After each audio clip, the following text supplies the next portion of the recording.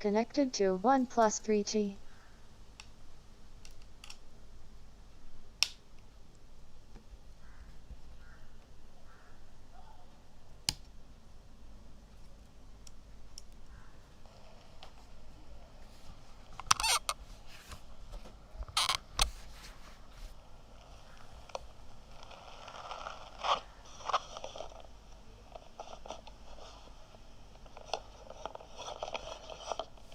ये लाल क्यों दिख रहा है? इसको उधर कर दो थोड़ा, लाल चंद्रमा दिख रहा है।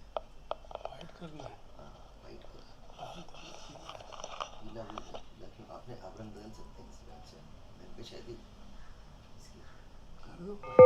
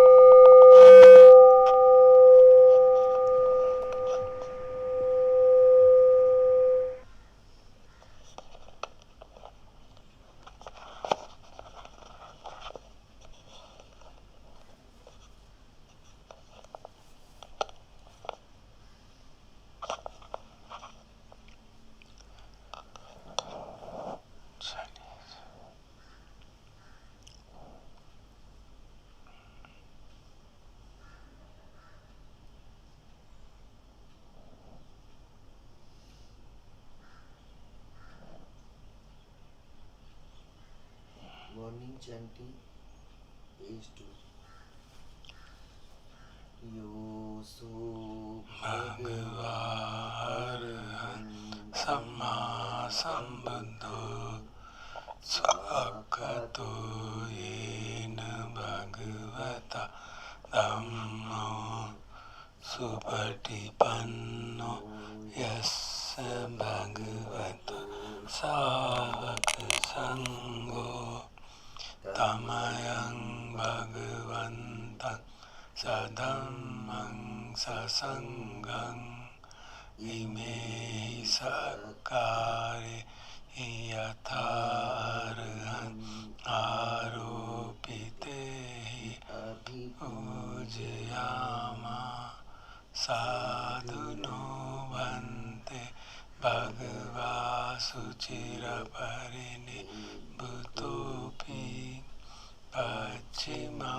जनतानुकम्पमानसा इमे सकारे दुर्गतपनाकारभूते पटिगह्नातु हंहाकं दीघ्रतं हिताय सुखाय अरहं सम्मा संबुद्धो भगवा बुद्धं भगवन्तं अभिवादे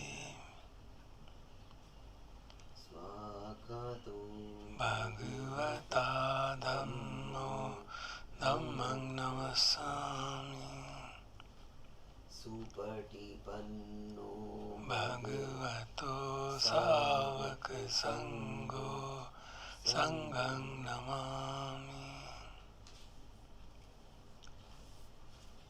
हन्दमयं बुद्धस्य भगवतो उपभाग नमकारं करोमसि। नमो तस्स भगवतो अरहतो सम्मा संबुद्धस्स नमो तस्स भगवतो अरहतो सम्मा संबुद्धस्स नमो तस्स भगवतो अरहतो सम्मा संबुद्धस्स त्रिरत्न वंदना। हंदमयम रतन तय प्रणाम गाथा यो चेव संवेग परिकीर्तन पाठन च भणामसि बुद्धो सुसुन्दो करुणामानवो योचन्त शुद्धभरज्ञानलोचनो वन्दामि बुद्धं अहमादरेण तं धम्मोपदीपो वियतस्य सत्तुनो यो मग्गपाकामतभेदभिन्नको लोकुत्तरो यो च तदत्तदीपनो वन्दामि अहमादरेण तं सङ्गो सुखेताभ्यतिखेतसन्नितो यो दिट्ठसन्तो सुगता बोधको नो लप्पहीनो हरियो सुमेधसो वन्दामि सङ्घम् अहमादरेण तं पुण्यं मया यमं मम सबुबन्धवा माहुन्तु एतस्य प्रभावसिद्धिया तथागतो लोके उपन्नो अर्हं सम्मा सम्बुद्धो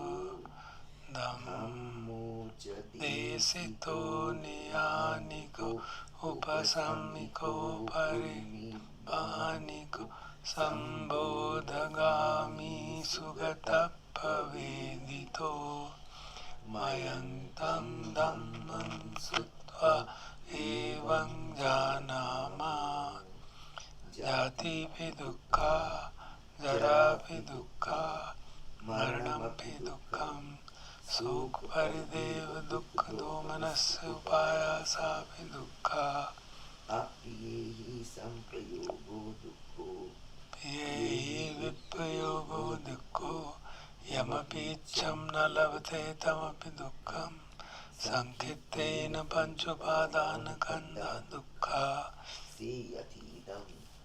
रूपोपादानखंडो वेदनोपादानखंडो संज्ञोपादानखंडो संखारोपादानखंडो विज्ञानोपादानखंडो संपरिज्ञाय धर्मानो सो भगवा एवं बहुलं सावके विनेति एवं भागाच पनस्य भगवतो सावकेषु अनुशासनी पवत्तति रूपम् अनिच्छं वेदना अनिच्छा संज्ञा अनिच्छा संखारा अनिच्छा ज्ञानं अनिच्छं रूपं वेदना अनत्ता संज्ञा अनत्ता संखारा अनत्ता विज्ञानं अनत्ता सब्बे संखारा अनिच्छा सब्बे धम्मा अनत्ताति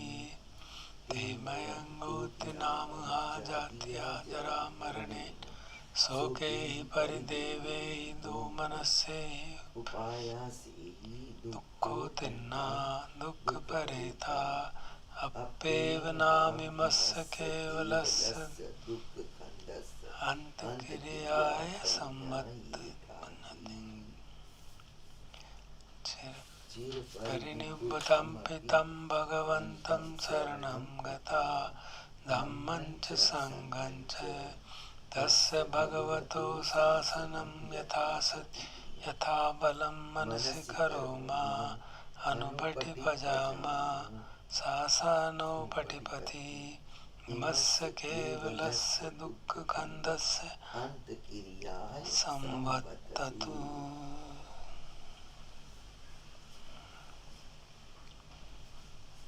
अब हम करणीय मित्र सुत्ता का पाठ करेंगे। 127 की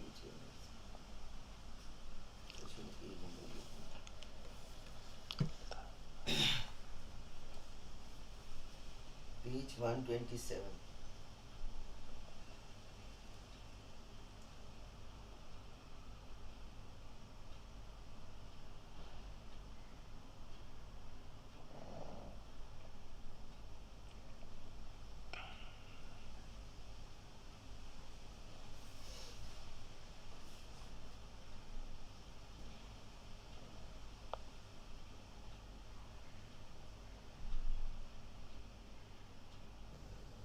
නමෝ තස්ස භගවතු අරහතෝ සම්මා සම්බුද්දස්ස නමෝ තස්ස භගවතු අරහතෝ සම්මා සම්බුද්දස්ස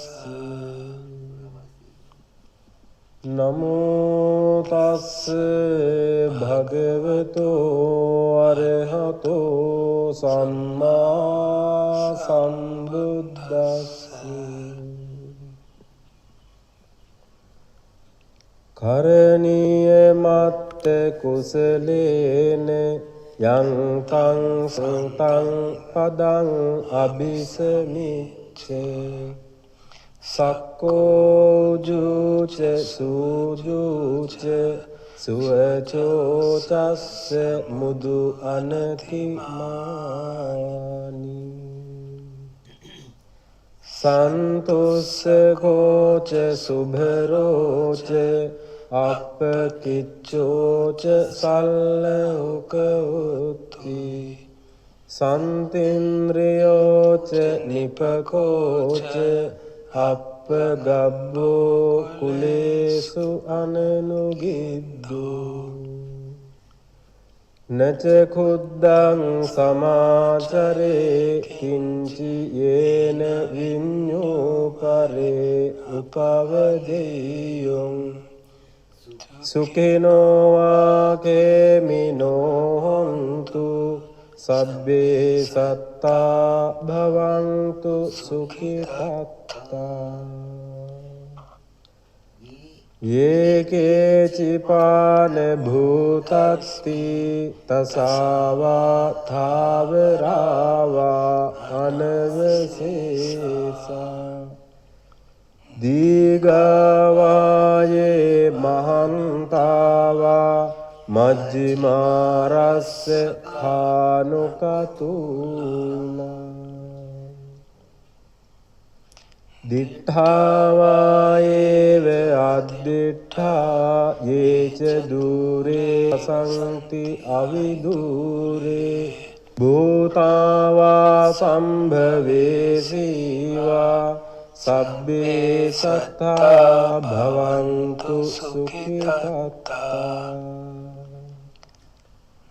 නපරෝ පරං නිකුබ්බේත ඥාති මංගේච කත්ත සිනං කංචි බ්‍යාරෝසනා පටිග සංඥා නාඤ්‍ය මඤ්ඤස්ස දුක්ඛ මිච්ඡේය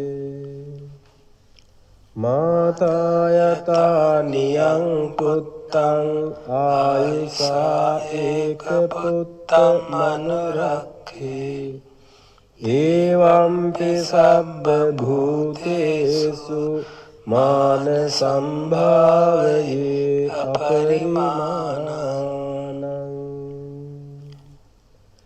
මිත්තංච සබ්බ ලෝකස්මින් මාන සම්භාවයේ අපරිමානං උද්දං අදෝච තිරියංච අසම්බාධං අවේරං අසපත්තං තිට්ඨං ජරං නිසින්නෝවා සයානෝවා යාවතස්ස විගත නිද්දෝ ඒතං සතින් අධිට්ඨේය බ්‍රහ්මමේතං විහාරං ඉදමා දිට්ඨෙන්ච අනුපගම්ම සීලවා දස්සනේන සම්පන්නෝ කාමේසු විනේයගේ ධං නහි ජාතු ගබ්භසෙයං පුනේති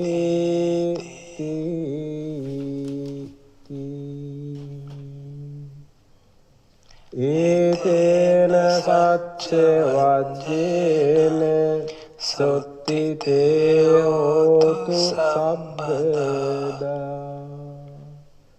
ඒතේන සච්ච වජ්ජේන සබ්බ රෝගෝ විනස්සතු ඒතේන සච්ච වජ්ජේන හෝතු තේ ජය මංගලං.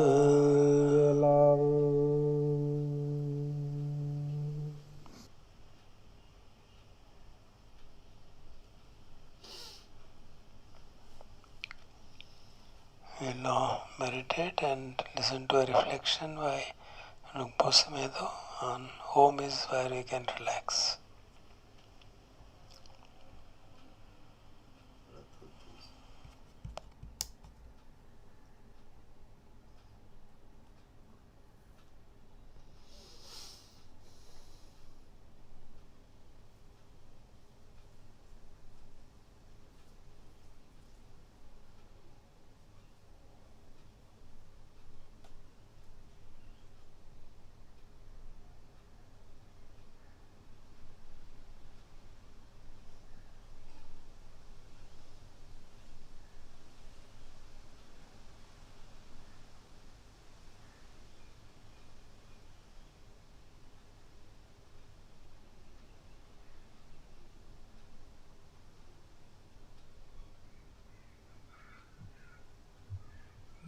Reflecting on the way it is.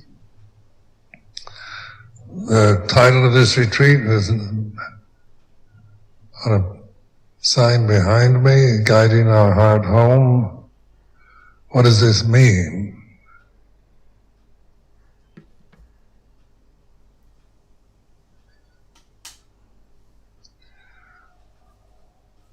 Or Luang Por Cha would call it our real home.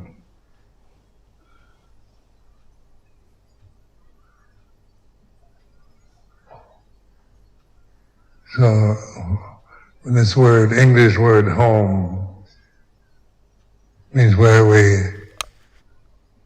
can relax, we can be at ease.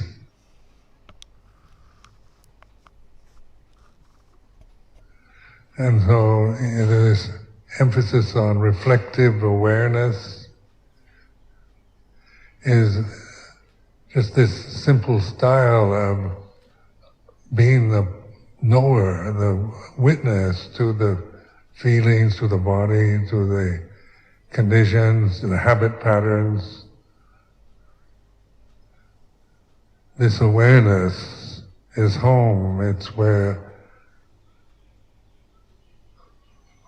there's no fear, no resistance, no indulgence, but it's just the simple reality of awakenness,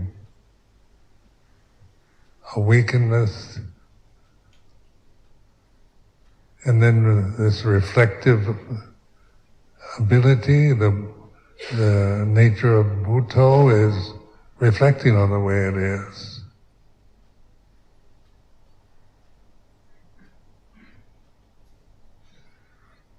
So suddenly the word Buddha becomes not just a kind of exotic word or referring to a past sage, but the reality of here and now.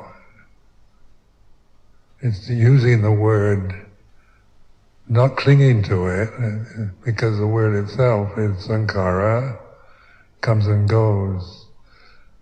But it's a reminder, because we get lost in the self-views, the world that we believe in is the real world.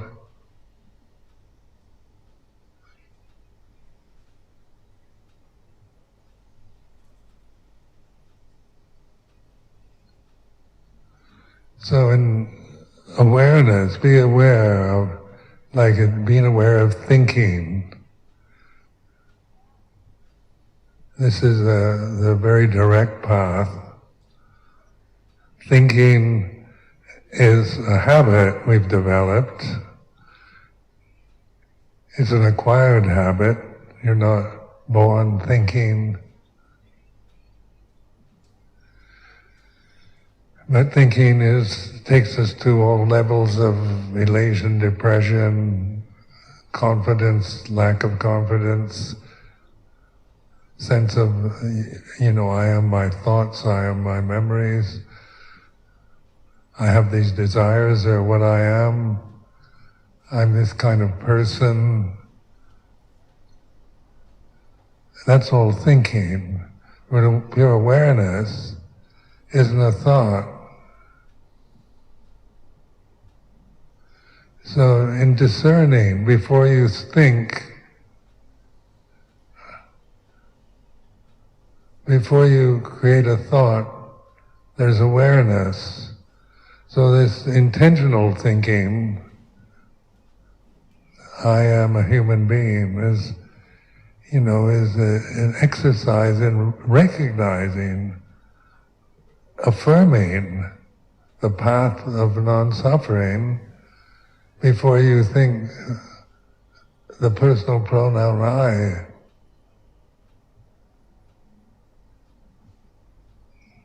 There's awareness, isn't there? There's no thought. The gaps between I am a human being and the final thought human being, there's awareness. This is our real home. It's not in attaching to the idea of being a human being or any condition.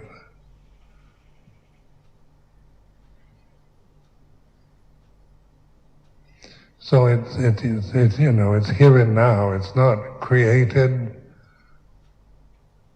It's with us all the time. That the conditioning, the sankharas that we identified with, that we cling to, take us over. They hide reality from us. So when we talk about the world is an illusion, and Buddhists say the world is an illusion, what we mean is we're not what the world is, what the conditioned realm is. The illusory world is I am this body, I am this personality. This is the illusory world that I create out of ignorance, out of avijja, out of not understanding Dhamma.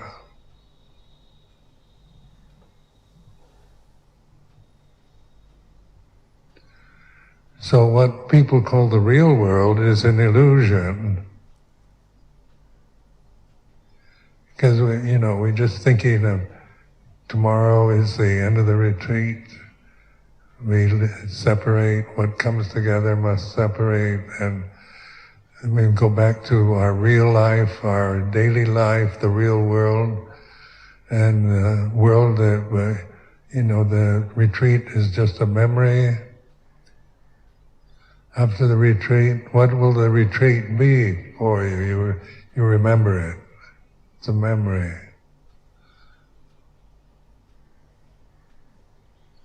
But when you're looking for your real home, it's not in the world you see, hear, smell, taste, touch, think, create, like or fear or dislike, but in awareness.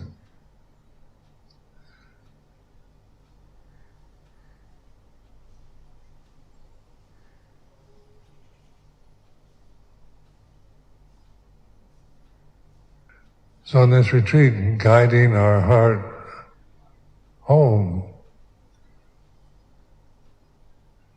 or our real home. And, I encourage you in daily life, after the retreat, during the retreat, to trust this kind of reflectiveness. And integrating practice into your busy lives, daily lives.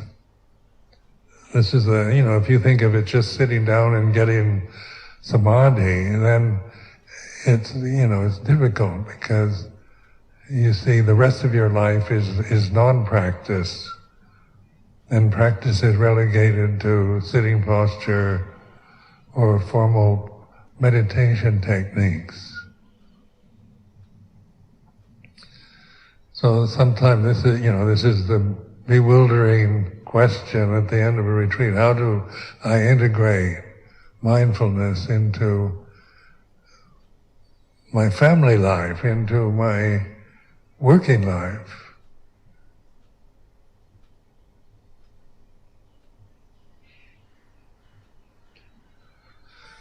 Because we tend to identify, silence or peace on a meditation retreat. So this is a special setup. It's designed, it's created for you. But it's still a condition, a setup where the demands to be a special person, a personality, and the usual habit patterns of our egos and worldly expectations are minimal. So it's not like, you don't have to shop or cook food or socialize. Because these are things that we do in daily life, busy, shopping, planning meals, sitting, standing, walking, lying down, going to work, having to relate to our families, to friends, to people at work. And then meditation is seen only in terms of 10-day retreats or special time allotted for sitting practice. So, but awareness is available to us all the time. So what makes you feel more personal or more separate is your identity, and what, the world around you, the society you're in, affirms your separateness. It's a constant affirmation that you are a separate person. You are a man, you are a woman, you are a mother, you are a father, husband, your wife, on and on like that. These are, conventions that we strongly are influenced by and cling to. So it's called conventional reality, or samut satya in Pali, conventional reality.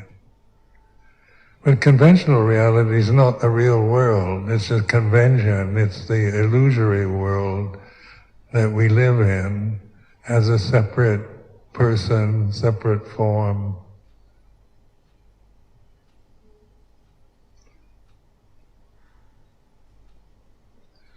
But your real home, our real home, is this awareness.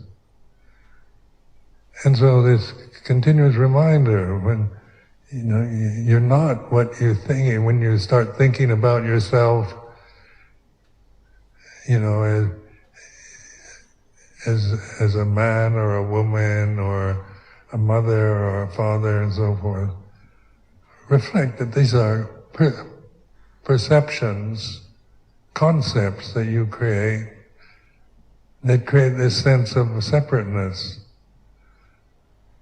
They're appropriate only on the conventional, illusory level, but ultimately they tend to blind us to our real home. And so therefore, the conventional world is unstable, changes, it's beyond our control. We can't make it, stable and permanent and what we like. It's impossible to create a world that's permanent. The world we create, its very nature, is not our real home. we're not at home in this world we create.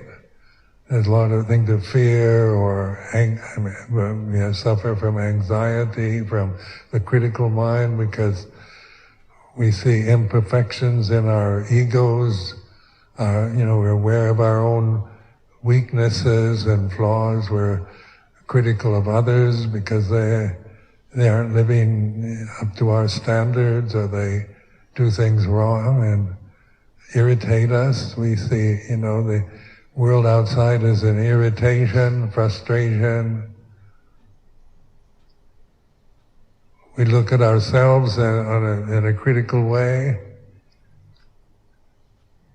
I could be kinder, I should be more patient, and on like this. These are the illusions we create, that we're impatient, we're this person that has these kind of tendencies or problems, emotional problems. And the world that we create is a problem, because it's so uncertain, unstable, and changing. But what is stable, unshakable, is consciousness, awareness.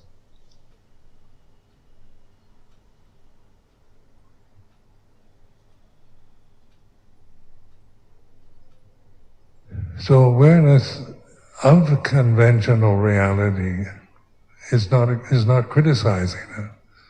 We're not saying there's anything wrong about conventions or society or the illusory world we create. We're not, sati sampajanya isn't a critical function. But it is aware of the way it is. And when you start intentionally thinking, I am a human being, you begin to recognize your real home is before you think the word I. We tend to not notice that because the illusory world we're attached to, so we operate from attaching from one condition to another and not noticing, not being aware of our real home, which is conscious awareness, presence, pure presence, experience here and now.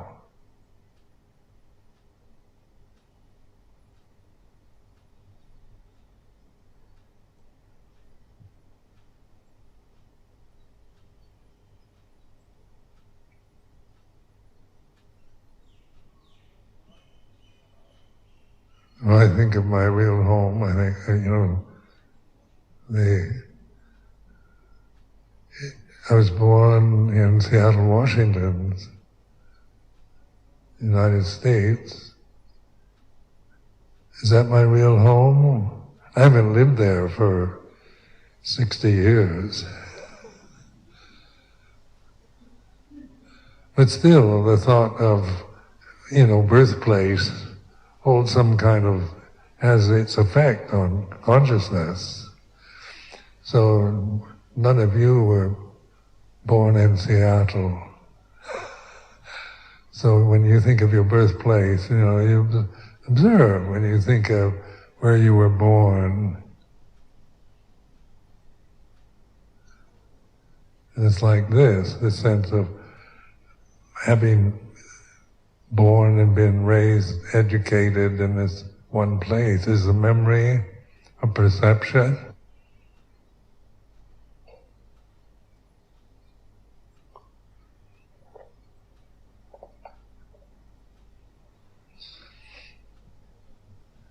Ajahn Asoka was born in New York City,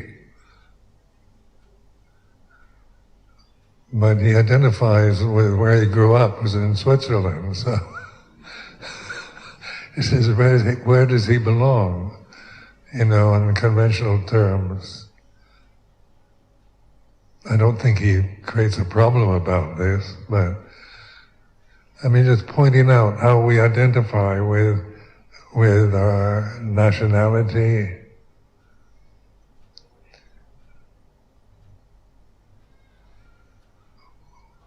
with our race, with our religion, with our gender. These are conventions. These are the illusions we create. And then I think, am I really a man? You know, the body is, the bodies are either male or female.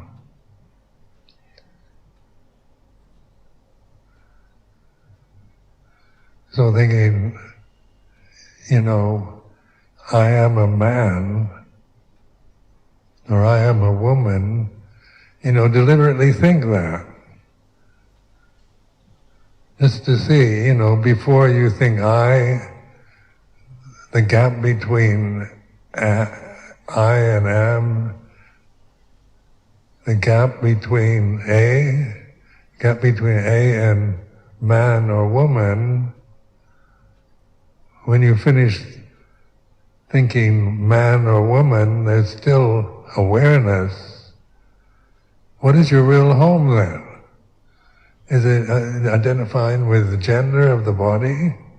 Is that a stable, safe identity? Is that your real home, is in the gender of the human form?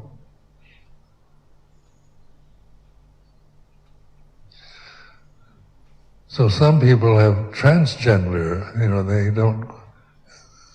they feel their body's one gender and their mind's another gender. So that's an illusion too, isn't it? Identity with gender is a created thing, but the feeling, is we're not male, female, or transgender, but where this awareness is our real home. The gender of the body or the emotions around gender are conditions we create. They come and go. So you can't find your real home in identifying with the gender of the human form.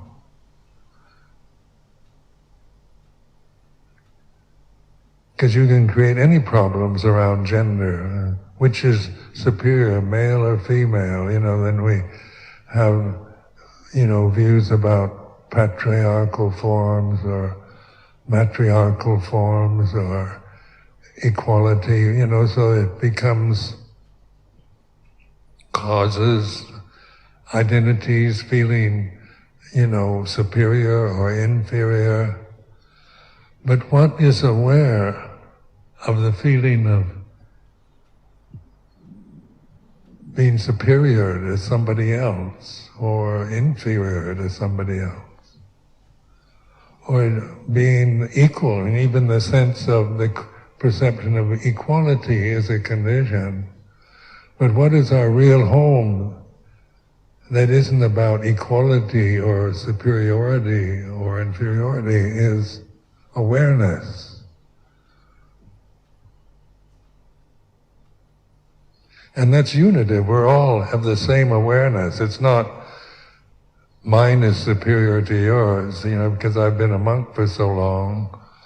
If we think Ajahn Sumedho, his awareness is much better than mine, that's thinking again. That's seeing me as an object and assuming that because you haven't spent 53 years in monastic robes, that you're not as good as I am. It's a creation, isn't it? This sense of being separate, being somebody who's better than somebody else, or not as good as somebody else. Or the ideal of equality, we're all exactly equal in every possible way, is an ideal. Because the equality of sankharas, what they all share as characteristics, whether they're the best or the worst, good or bad, male or female, is their impermanent, unsatisfactory, and not self, anicca, dukkha, anatta. So that applies to all these human bodies sitting here, your views about yourself or about the people you're sitting with, about monks, about lay people. These are views that we're not going to have the same views or exactly the same attitudes towards the objects that we see, hear, smell, taste, touch, think, and feel. But where is our real home? Every one of us sitting here at this moment is awareness. So that's perfect. If you want perfection, if your aim, if your aspiration is for perfection, it's with you all the time. There's nothing separate. You don't have to find it, by going looking for it or trying to create an image of perfection.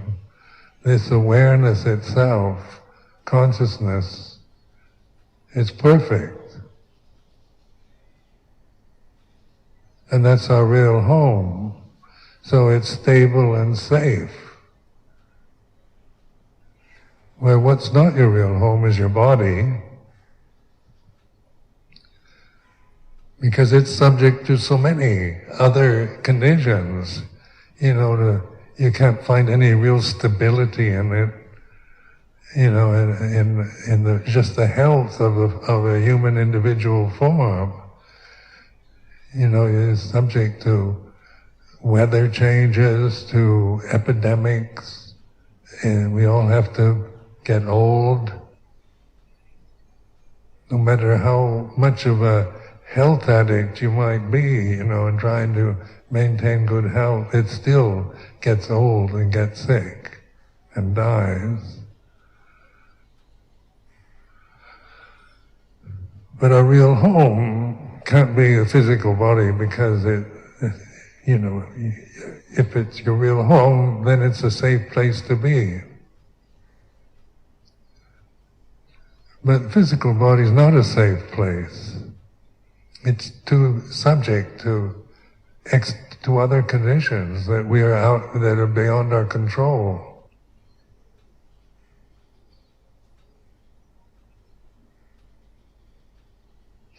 So this is, speaking like this is I'm encouraging you to reflect, what is my real home? What is my real refuge? Like a home, the ideal home, the idea of home is a safe place to be, where you're safe. When you're not at home, then you're out in the world and subject to all kinds of other conditions that you can't control. But being that your real home is awareness, consciousness, which isn't shakeable, impermanent, or created by any form of greed, hatred, or delusion. It's like this. And by affirming this more and more, by observing, being the knower of it, being this knowing, it's not an object. But then you can't know consciousness as an object. Consciousness knows itself. So when I ask you, are you conscious? You know, that's knowing, direct knowing. You don't have to think about it or ask somebody else.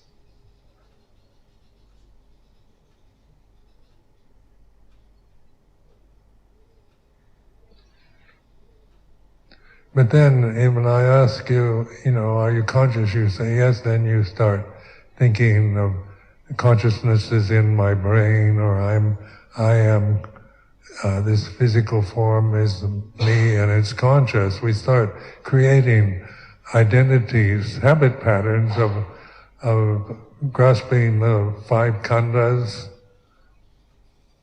Rupa, Vedana, Sanya, Sankhara, Vijnana. We start identifying with thoughts, with perceptions. So we become separate individuals with personalities and without, recognizing our real home, we're creating these artificial homes or identities that inevitably are, unstable, uncertain, changing. So that's why there's, the world is a dangerous place, because it is, it's beyond control. What if war happens?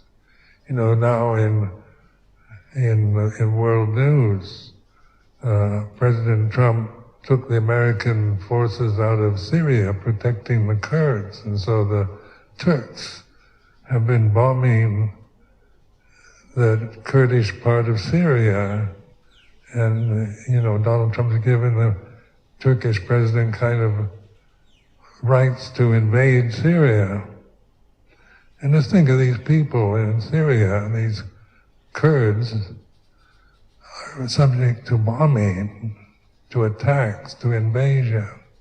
Where we're sitting here in this resort, in this Dhamma hall, able to reflect on just the wars, the dangers of our own thinking process.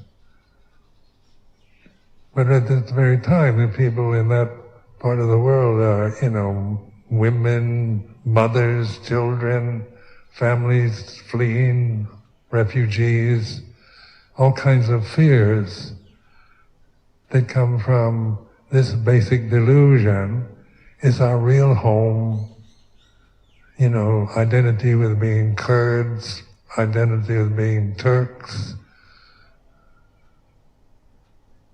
identity with being Americans. These create these divisions, so we see, some other group as, something to dominate, control, destroy, if they don't go along or agree with us. That's that's very unstable. That kind of thinking is destructive, cruel, and so that's why humans can do very cruel things to each other out of this ignorance, this instability, this fear.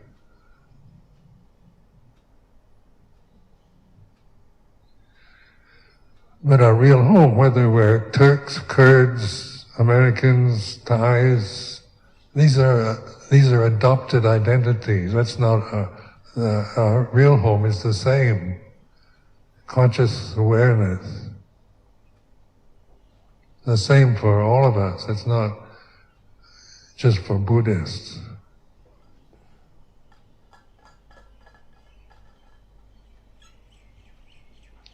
So this is an opportunity to ask yourself, where do I really belong? What is my real home? What is stable? What is dependable that I don't create out of habits and ideas and desires?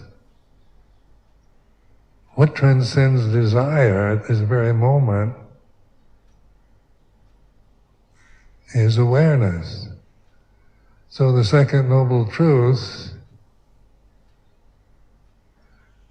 is, the three kinds of desire. You're aware, the Buddha encouraged us to be aware, recognize that desire arises and ceases.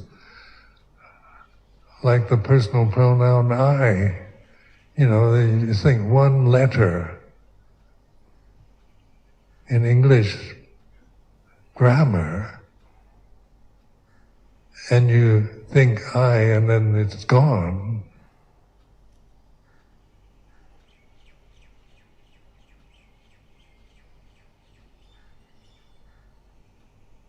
The identity with, then a human being takes a little more time to think, but it arises and ceases. What's left when there's no thought, when there's no identity with a condition, with being Thai, being Chinese, or being American, or being Kurdish or Turkish.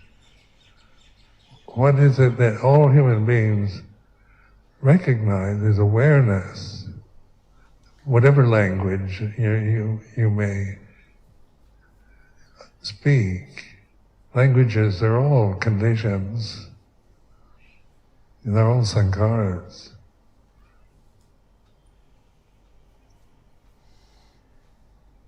So then there's compassion, isn't there? We don't see each other as enemies, as, you're different, you don't agree with what I think, or you're a different race and different gender, different nationality, you're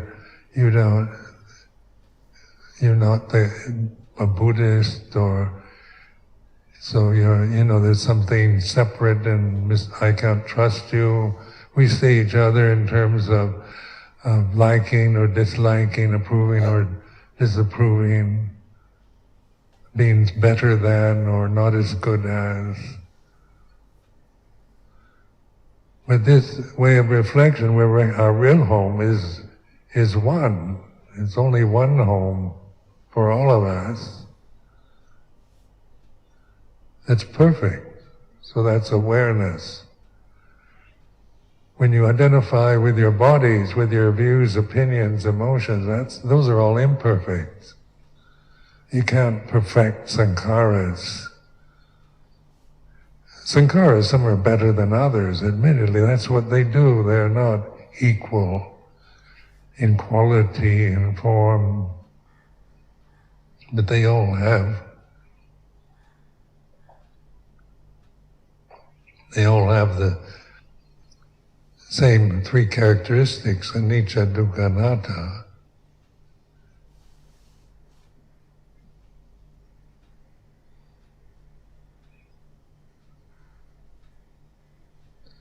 So in this way, we have this sense of perfection, where the conditioned realm is not the real world anymore. It's the changing conditions that arise and cease. So, animals, the same consciousness. It's interesting. Scientists was discovering recently in one of the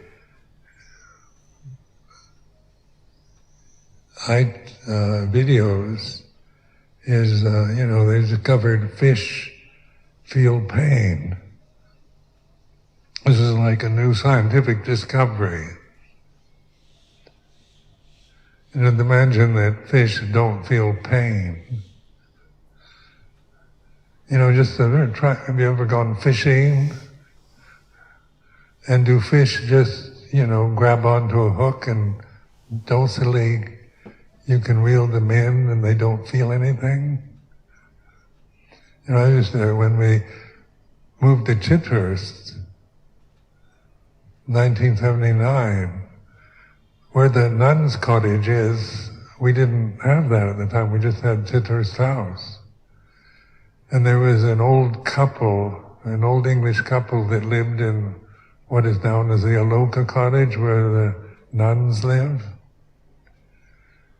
And this old couple, they were, the man taught people how to fish and shoot guns. And so the Hammer Pond, which is attached to the nun's cottage, was a fishing school. So one Sunday morning, I went down by the pond and this man was fishing and he caught a fish in the pond. And I stood there watching, he was quite, an experienced fisherman. He knew what he was doing. But the fish was struggling and obviously in pain. It was palpable. You could see it with your eye. is the consciousness of the fish, a fish consciousness limited to the fish form? Is a dog consciousness is limited by the form of a dog or a cat? These are questions to ask yourself. Is consciousness specifically, for human beings, and the rest they don't really matter? Dogs, cats, fish.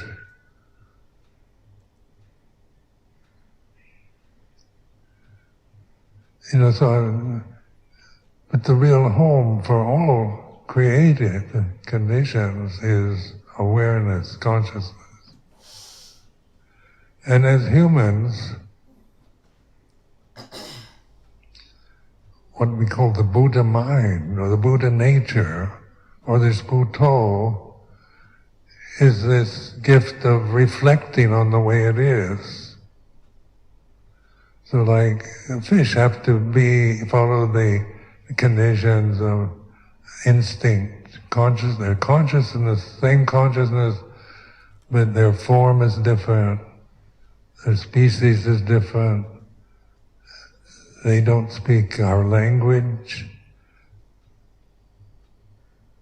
they don't, they don't produce fish who are Buddhas. But in the human realm, just the historical Buddha of India 2,500 years ago was a human being just like ourselves. The consciousness is exactly the same as Gautama the Buddha. So I think Gautama the Buddha had higher consciousness. He was, especially, when he was born, he took 7 steps on lotus pads. And, none of us can claim we ever did that. So we are not as good as the Buddha. But these are legends, aren't they? These are metaphors. But if Gautama, Prince Siddhartha, or Gautama, they said it Gautama, he had different names. He's known as Prince Siddhartha, and then there's the ascetic Gautama, and then the Buddha. But the Buddha is not personal. It's not, to call oneself a Buddha. It's still another word, another identity. But what is the reality of Buddha at this very moment? Is it just a conventional word? Is it just a Pali Sanskrit word? Is it referred to one wise sage of the past? When we take refuge in Buddha, Bhutang Saranam Gacchami, are we taking refuge in the memory of a departed sage? Or the Buddha pointed to, the Four Noble Truths, ways to investigate the world we create, so that we're not deluded by the conventions that we're living in. We're not getting rid of the conventions. We're not destroying anything. It's not annihilation. But we're no longer deluded by the conventions that we live with, by the societies and the social conventions, cultural conventions that we're having to live with.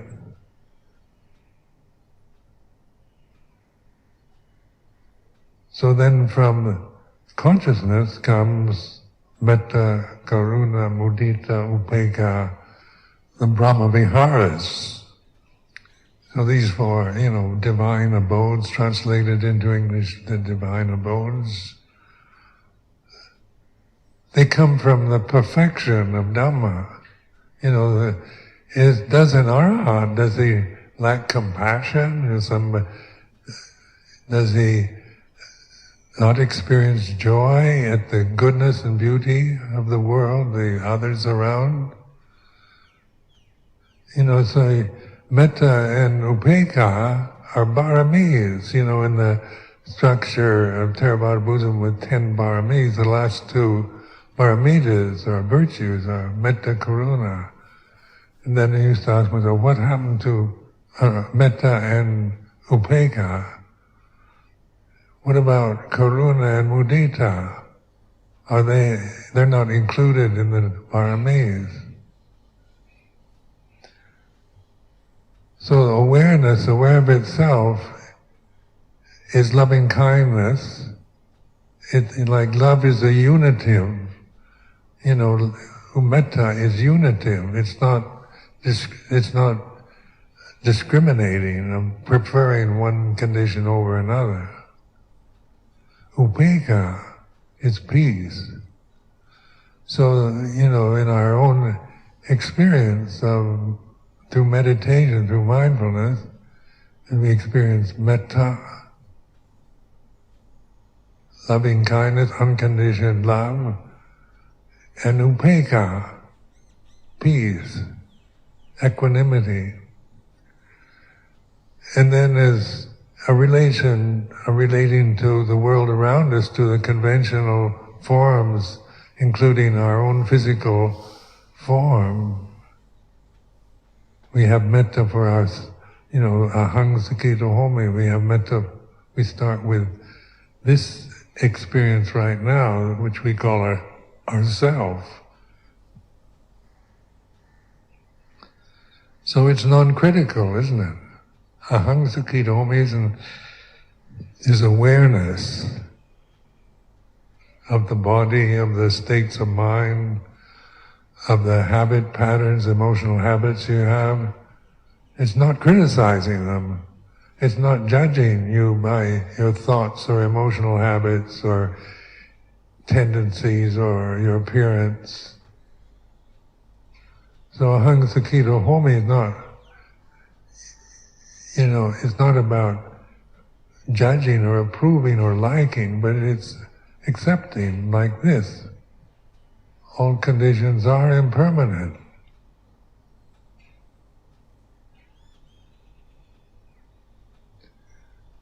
And then equanimity, upekkha, is peace. It's the nature of consciousness itself. Karuna, compassion, is what we feel for this misery, unhappiness, suffering of others. And mudita is the joy and the beauty, the goodness of others and the world around us.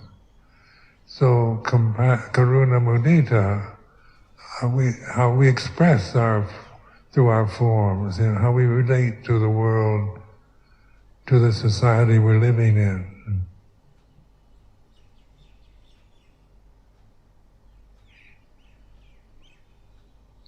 So this Brahma Vihara really, is no longer just idealistic thinking. It's no longer, just thinking positively and holding to ideas of compassion and joy as ideas in themselves, but they're natural responses to specific situations.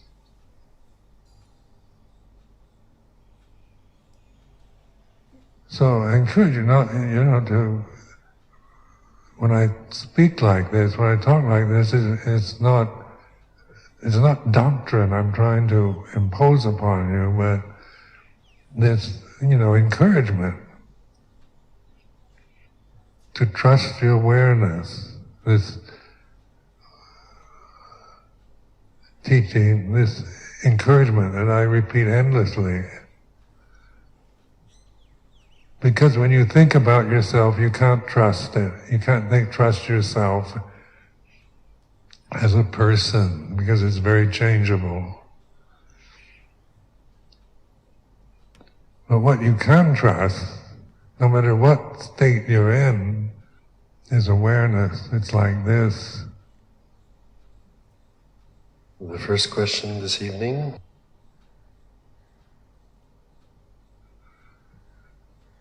They don't preferring one condition over another. Upekkha is peace. So, in our own experience of through meditation, through mindfulness, and we experience metta, loving kindness, unconditioned love, and upekkha, peace, equanimity. And then there's a relating to the world around us, to the conventional forms, including our own physical form. We have metta for us, ahang sakito homi. We have metta, we start with this experience right now, which we call ourself. So it's non-critical, isn't it? Ahang sakito homi is awareness of the body, of the states of mind, of the habit patterns, emotional habits you have. It's not criticizing them. It's not judging you by your thoughts or emotional habits or tendencies or your appearance. So ahang sakito homi is not, it's not about judging or approving or liking, but it's accepting like this. All conditions are impermanent.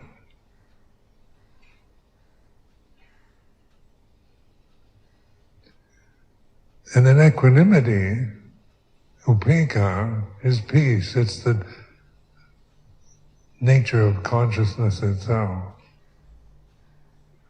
Karuna, compassion, is what we feel for the misery, unhappiness, suffering of others. And mudita is the joy and the beauty, the goodness of others and the world around us. So karuna mudita, how we express through our forms, how we relate to the world, to the society we're living in.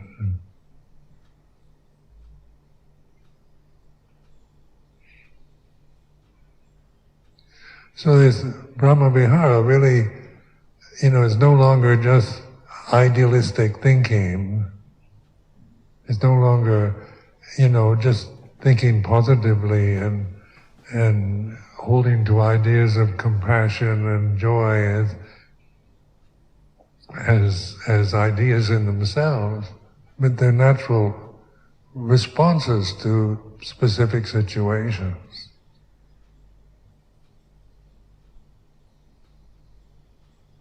So I encourage you not, when I speak like this, when I talk like this, it's not doctrine I'm trying to impose upon you, but it's, encouragement to trust your awareness, this teaching, this encouragement that I repeat endlessly. Because when you think about yourself, you can't trust it. You can't trust yourself as a person, because it's very changeable. But what you can trust, no matter what state you're in, is awareness. It's like this. The first question this evening.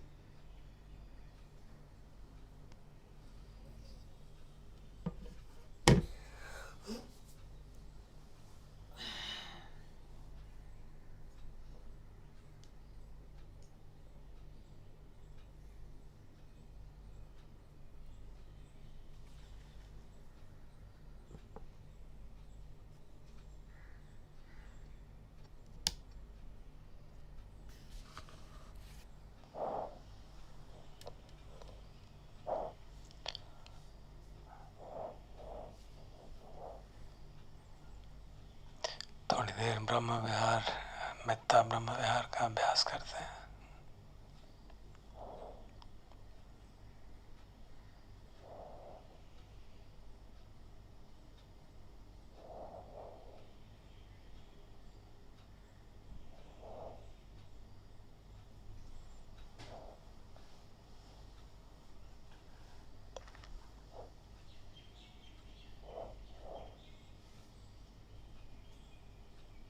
अभी हम लुंगपुर से सुन रहे थे ब्रह्म विहार शुद्ध चित्त के स्वाभाविक गुण है।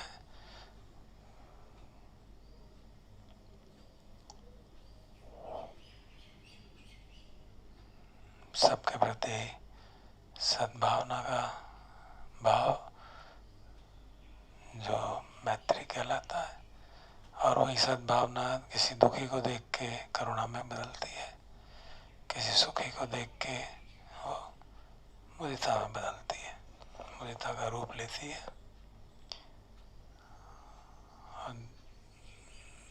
तो ये तीनों एक तरह से एक ही रूट के हैं। और जो उपेक्षा है वो शांति का भाव, चित्त समता में है, कोई हलन चलन नहीं हुई किसी कारण से।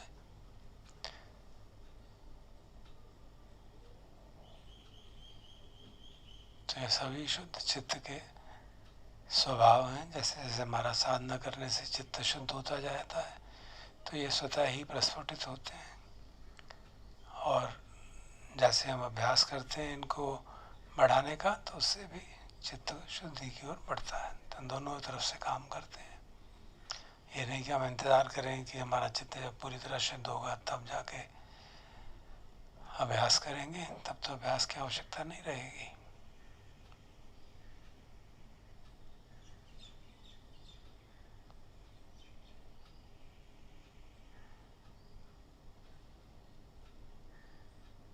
तो जैसे अब हम करते आ रहे हैं, सबसे पहले अपने प्रति मैत्री का भाव, अपने मन में कोई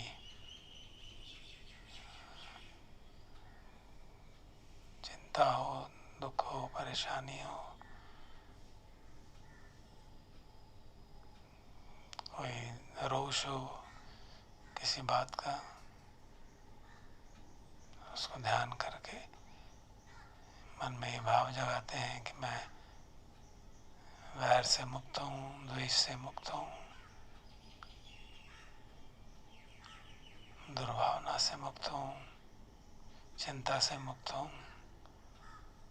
और जब इन सब से मुक्त हो जाएंगे तो स्वतः ही सुखी हो जाएंगे, प्रसन्न रहेंगे, और जो भी मेरी आवश्यकताएं हैं उनको पूरा करने में मैं सुखपूर्वक पूरा कर सकूं।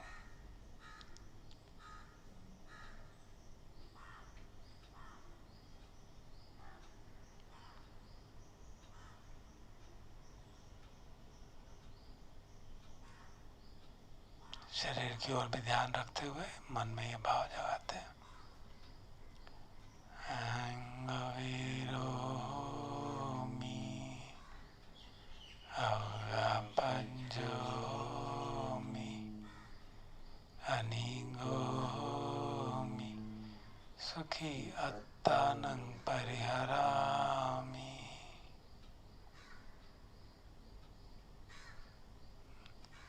अब अपने प्रियजनों के प्रति,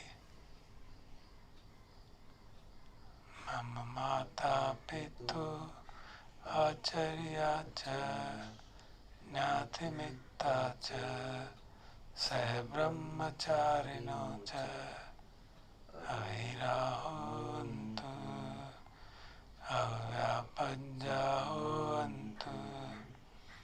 अनीगाहोन्तु सुखी अत्तानं परिहरन्तु।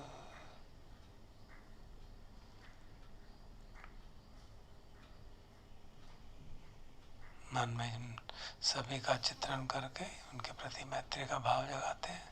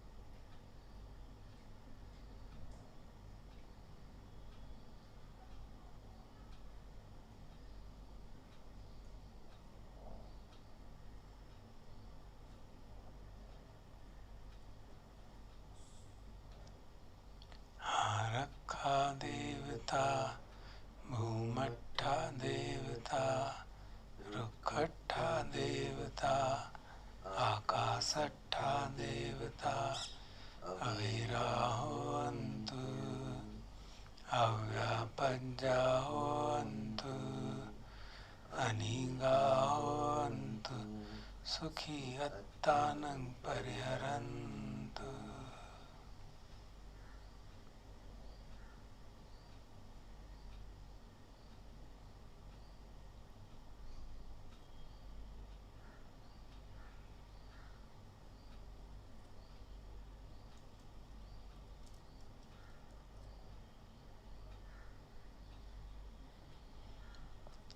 आप समस्त प्राणियों के प्रति, चाहे किसी भी लोक में हो, किसी भी रूप में हो, छोटे हों, बड़े हों, मध्यम हों, एक पैर वाले हों, बगैर पैर वाले हों, चार पैर वाले हों, दो पैर वाले हों, पृथ्वी पे विचरण करते हों, पानी में विचरण करते हों, आकाश पे विचरण करते हों,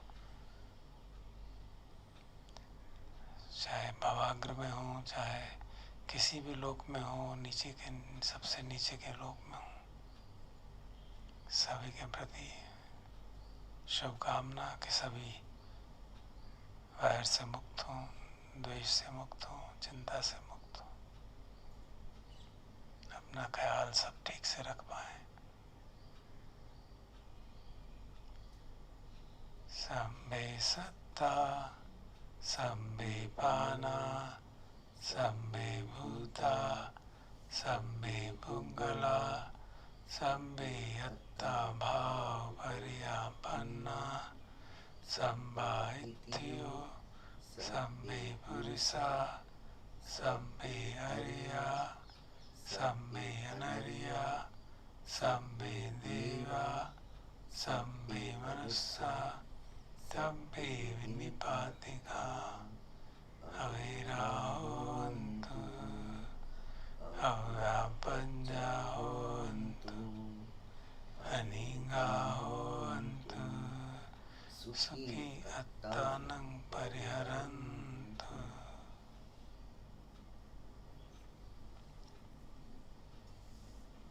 अब इन मैत्री की तरंगों को स्वतः ही शरीर में व्याप्त होने का समय देते हैं और फिर इनको 10 दिशाओं में फैलाएंगे।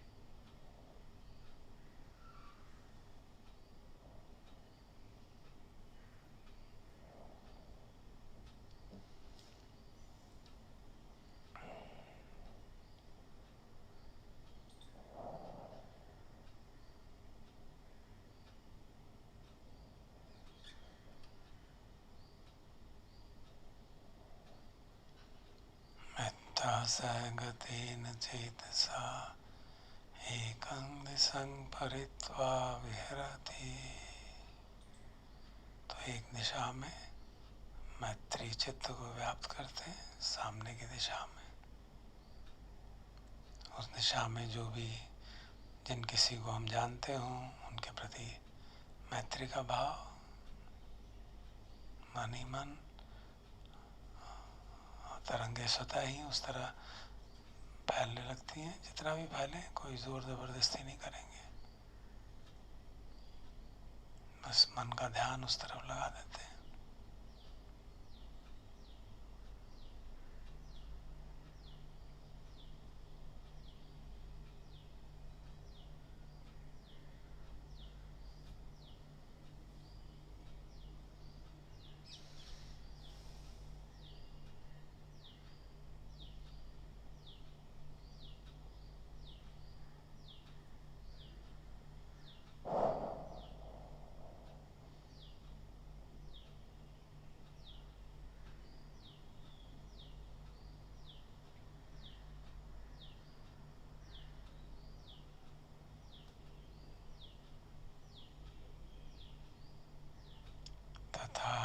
तृतीयं, हम दाईं ओर की दिशा में ध्यान लगाते हैं।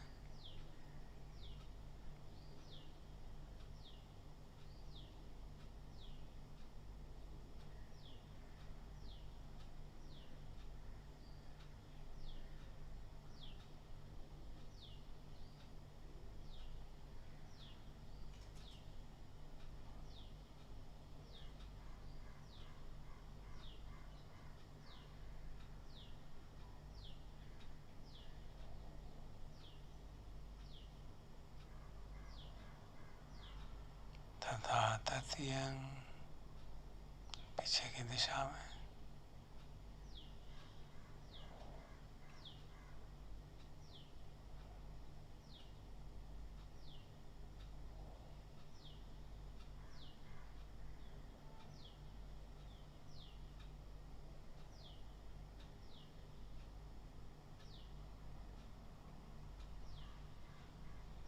तथा चतुर्थं, हम बाईं दिशा में।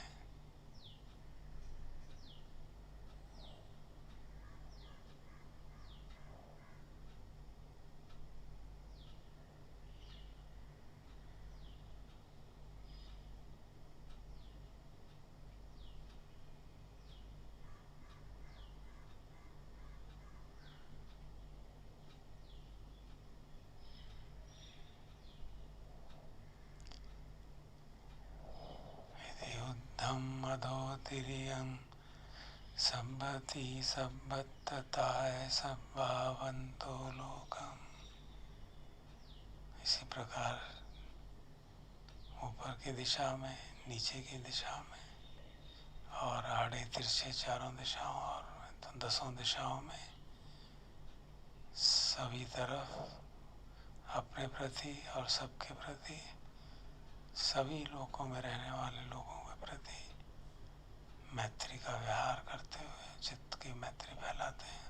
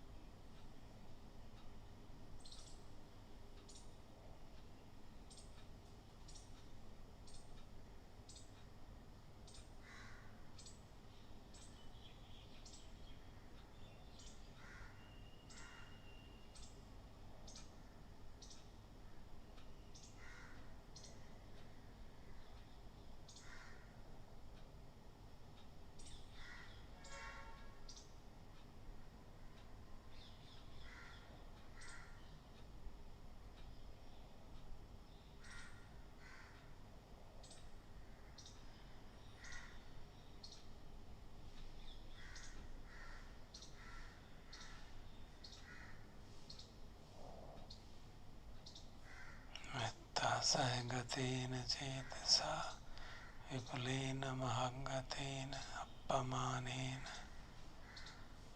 अवैरेण अव्यापंजेन परित्वा विहरति।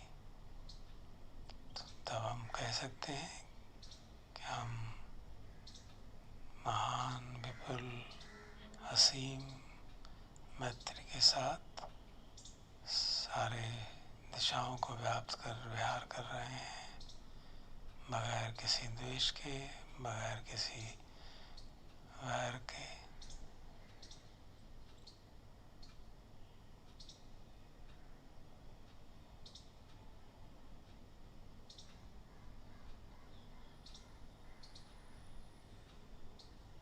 थोड़ी देर अपने शरीर की ओर ध्यान देते हैं।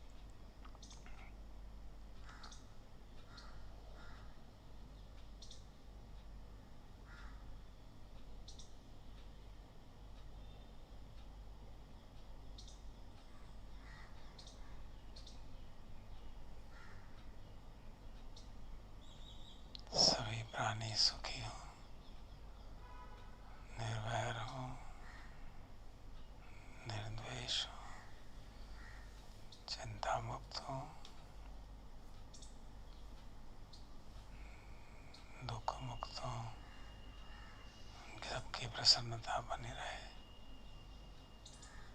सब अपना ख्याल, अपना भरण पोषण ठीक से कर पाए।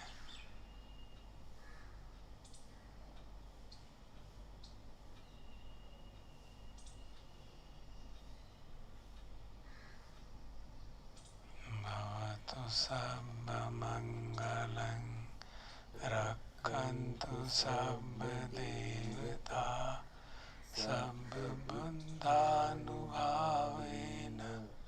सदा सुखी भवन्तु ते। भवतु सर्वमङ्गलं रक्षन्तु सर्वदेवता सर्वधर्मानुभावेन सदा सुखी भवन्तु ते। भवतु सर्वमङ्गलं रक्षन्तु सर्वदेवता सर्वसङ्गानुभावेन सदा सुखी भवन्तु ते।